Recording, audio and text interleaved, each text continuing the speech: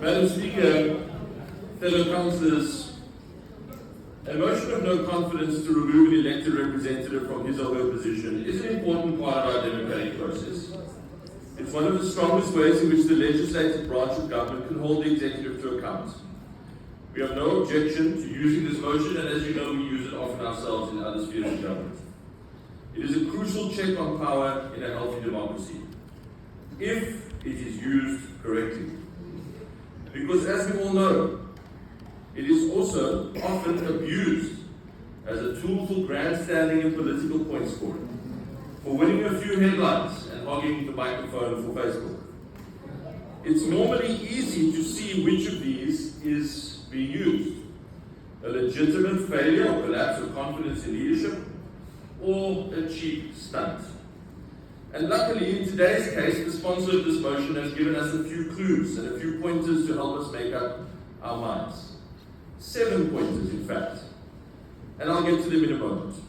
Now, when you file such a motion, actually it's not necessary in terms of the rules to provide any reasons for the motion. You can simply say, we've decided we have no more confidence in this person's leadership, and we'd like the members of the legislature to vote on it. You can add your reasons if you like, though, as the councillor and the party has done today.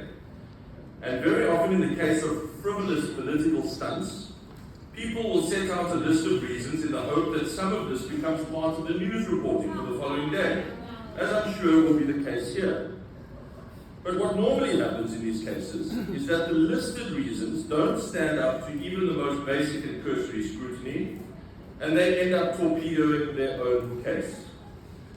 I'm afraid this is precisely what the NCC's motion has done here today. In their attempt to list 7 smoking guns in their motion application, all that Fadil Adams Handlangers have achieved here today is to demonstrate just how empty, pathetic, dishonest, and just plain amateurish their case actually is. Now, the other rule about these sorts of motions is that if you're willing to dish out, you must be willing to take it too. So, you've dished out today, and now it's your turn to receive.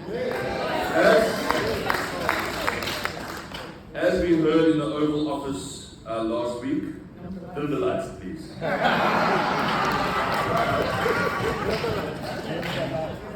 Allow me to answer your points one by one, Councillor.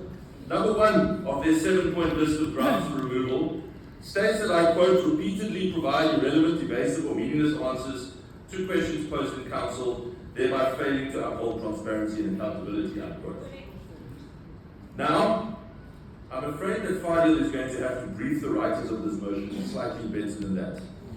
Which questions specifically were not answered to your satisfaction? I will say to you that I do enjoy the questions part of council meeting very much. I go out of my way to answer each one in as much detail as I can, and sometimes more detail than has been asked for. And I think that most members of this council will attest to that fact.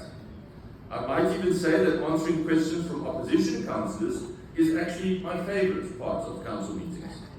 That's because more often than not, and this is particularly true of you and the NCC, the questions are so bad that you're just making it too easy for me to embarrass you. Your questions are badly prepared, you haven't read the basic facts, you haven't done the basic homework, you haven't thought about what you're arguing. You just put a few words together that sound angry and screamy, and then you vomit them into your microphone and expect us to make sense of them. Dear man, do better. So don't tell us that you're unhappy with the answers just because you keep being embarrassed. It is you who is actually disrespecting the public because you don't really know what you're doing here. And soon, when Fadil decides that you aren't loyal enough, or you're not swearing enough for his liking, or you're not paying him enough, or whatever, you will be out of here too, like so many before you. Just like the SPCA had to come and remove his starving and neglected parrot from his home to save its life, he will have to remove you, his other chattering parrots, from these council chambers. Now the second point on the list is titled, and I quote, spreading false and irresponsible statements, unquote, and refers to a comment I made in this chamber by having read on Facebook about the alleged theft of a motor vehicle by the party's leader, Fadil Adams. Now,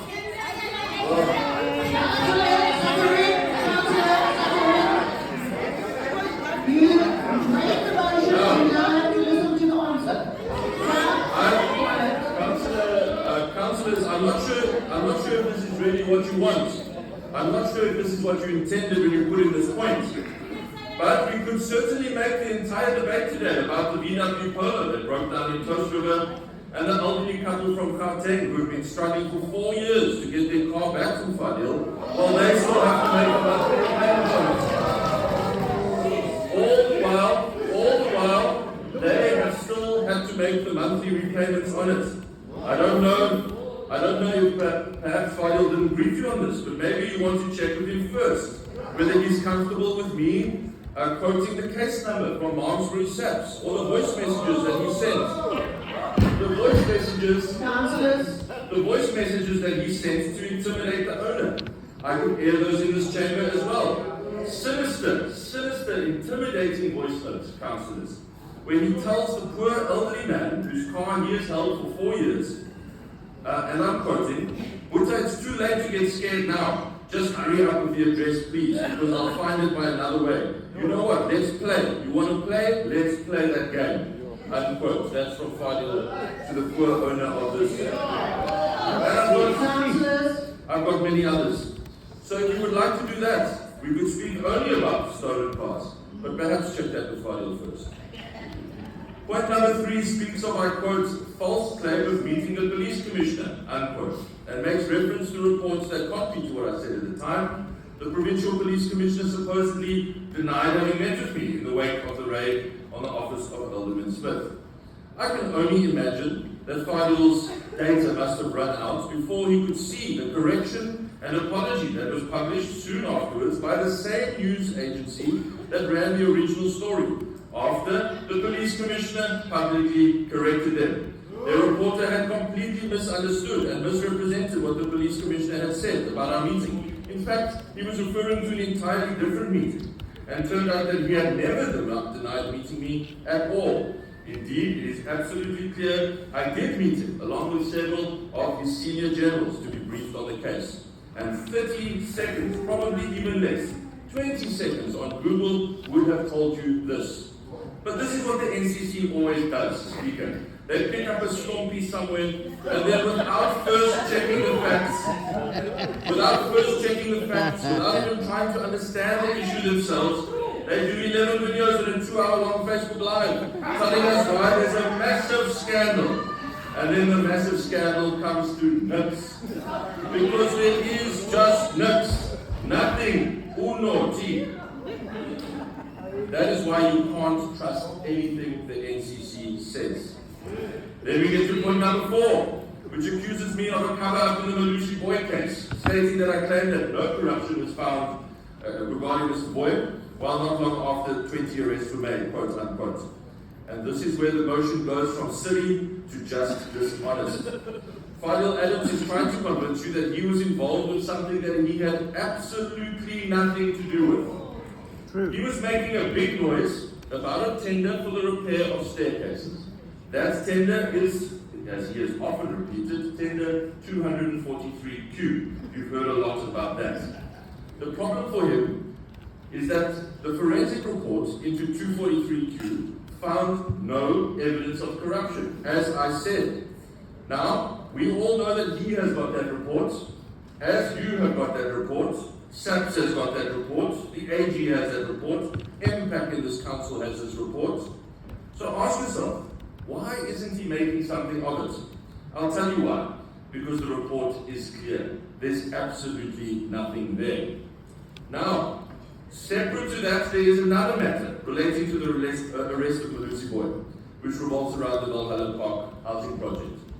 That issue has nothing to do with the NCC or with Fadil, and has never had anything to do with them or him. But that doesn't stop him and them from telling you what they want you to believe.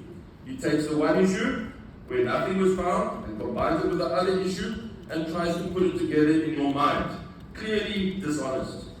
No matter how many times we've said this to the NCC and to Fadil Adams, as I have personally done on numerous occasions, they will always come back like a broken clock with the same conflation of these two separate sets of events. Maybe I need to draw pictures for them in bright colors. Once again, this is their constant strategy. All they will do is pick up stormpies from the ground and throw around allegations of corruption, but they've never got any evidence. Their corruption-busting strategy is to say, so-and-so said this to so-and-so, and we met this guy who gave us a voice note from his uncle who thinks this, and so therefore it must all be true. That is not an investigation, no matter how much you try to sell it off as one. That is not corruption busting, that is just nonsense. And that is why no one can trust the NCC. Whenever we have actual evidence or credible evidence of wrongdoing, the city and my office could not possibly have done more to assist SAPS with their investigation. We've worked with authorities from day one, and it was us who asked National Treasury to blacklist 16 companies, the first municipality in South Africa ever to actually do that. Let's move on to point number 5. That's the actual staircase tender. And states that I falsely claimed the city would recover money relating to the tender, and that to date no funds have been recovered. Again, Fadil either struggles with comprehension, or he does comprehend, but he deliberately misleads.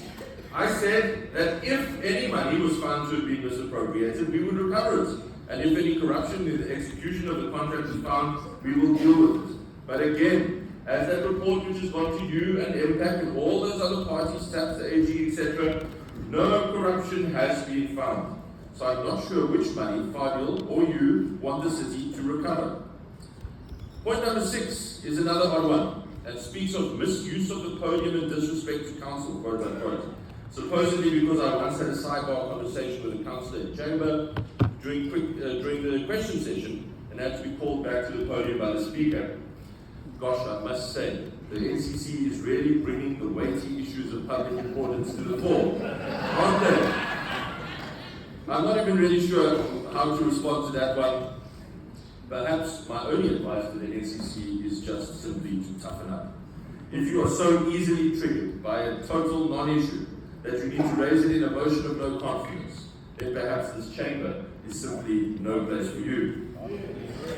And finally, we get to the 7th and last point on the list, which refers to the legal costs we've had to incur in taking action against the NCC and its leader.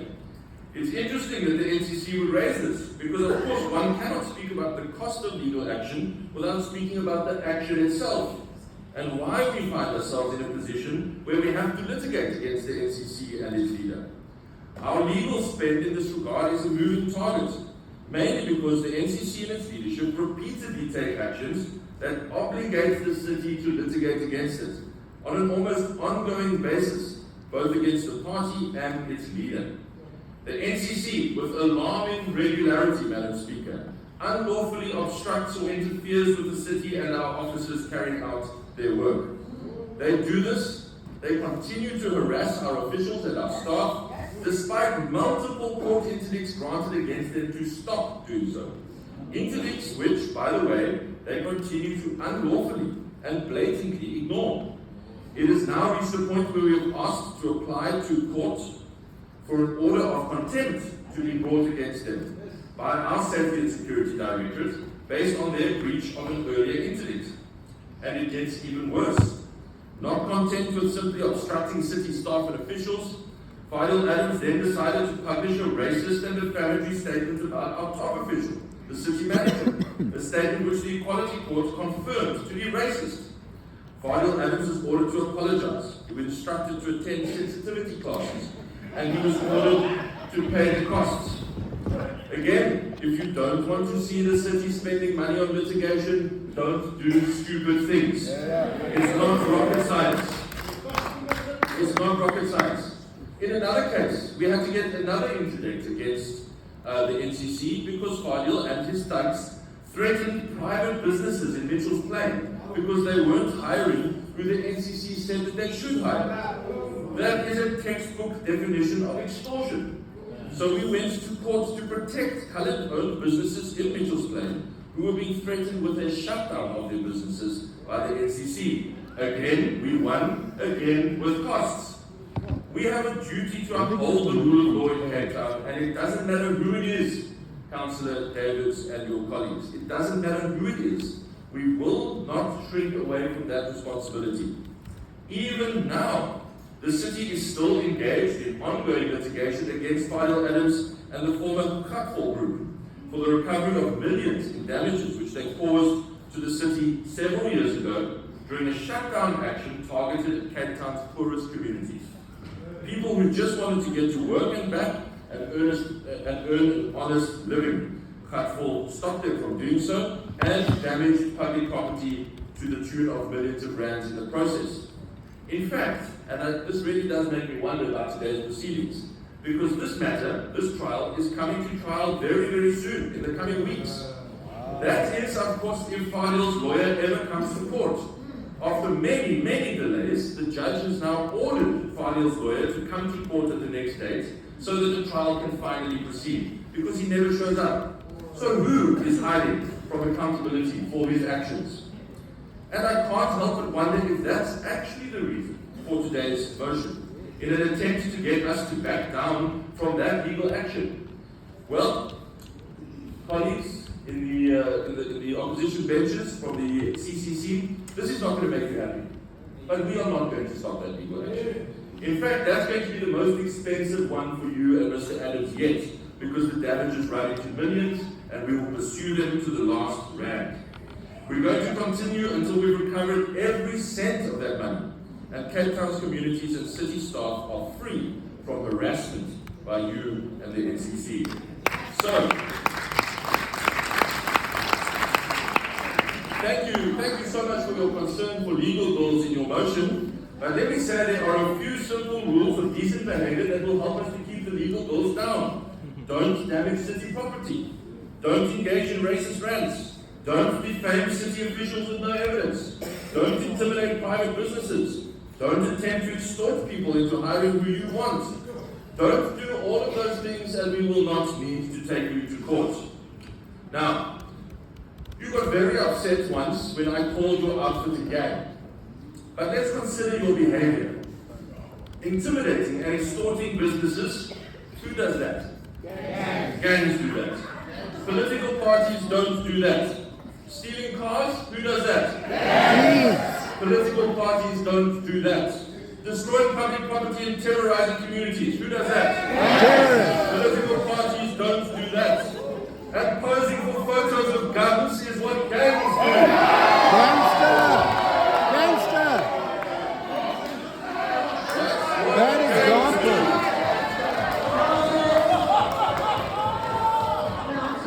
Now let me ask you, colleagues, who does that?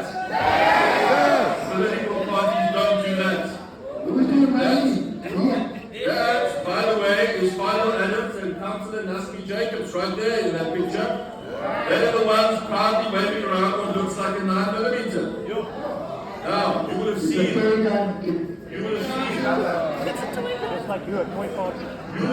that we focused heavily this past week on the terrible destruction that illegal firearms in the hands of gangsters brings to communities across the Cape Flats.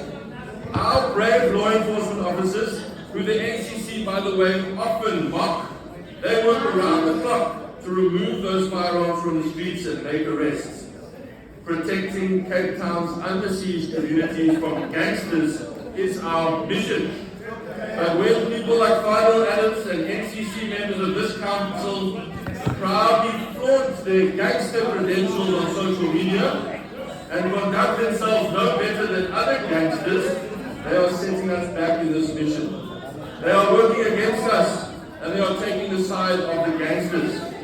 So again, some simple rules. If you don't want to be called a gang, don't act like a gang. If you don't want to be treated like thugs, then stop being thugs. You see, we are trying to do a job here, an important job, which impacts the lives of millions of Cape Townians, many of whom are poor, and who very much want to see us making progress with our plans in their communities. The very progress that the NCC, with Fidel Adams pulling the strings in the background, wants you to stop today. Well, that's not going to happen. We've come too far and achieved too much these past 3.5 years to stop today. We said we are going to deliver on the promises we made to Cape Town, and we will deliver. That is a train that won't slow down. We currently have the biggest sewer upgrade ever undertaken by a city government in South Africa, the Cape Flats sewer upgrade. We're deep into building the biggest public transport infrastructure project ever undertaken in a South African city. We've doubled and then doubled again our pipe replacements. We've upgraded wastewater treatment works. Please pay attention. We're making sure Cape Town has water for generations to come. We're releasing land for affordable housing faster than ever, with more than 12,000 affordable units now in the pipeline. We're using whatever resources we have to stand in the gap for communities and fill the holes left by a broken SAPS and a broken criminal justice system so that we can help keep communities safer. We're about to stand in the gap more than ever with over 700 new officers being funded and deployed in our new budget. All of our construction projects are employing young people from the Cape Flats, many for their first jobs ever, their first opportunity in life because of the projects this government is doing. We are creating more jobs in the city than any other city in South Africa. In fact, the data shows more than all the other cities combined.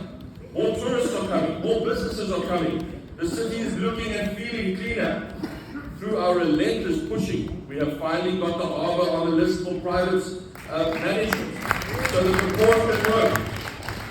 port can work properly in future and even more jobs can be created. Our budget deliberately protects families in the lower income homes. I'm just touching on a few things here, colleagues, a few aspects of our progress. But this is the progress that the NCC wants you to stop today with this half-baked motion. That's not going to happen. You can go back and tell Fadil I said so. He's always telling everyone he's so cut full of everything. Well, tell him that Cape Town is cut full of him. They're cut full of you. We're going to deliver on every single pledge that we made to Cape Townians. We are not only turning Cape Town into a city of hope for all, but we are showing that Cape Town will never be like the failing cities you want it to be like. We want the residents of other towns and cities in our country to see our progress here and say, we want that too. We want to be like Cape Town. We want what Cape Town has got. And for that to happen, we will not allow frivolous motions to even be a little speed bump on our mission. I reject this motion with contempt.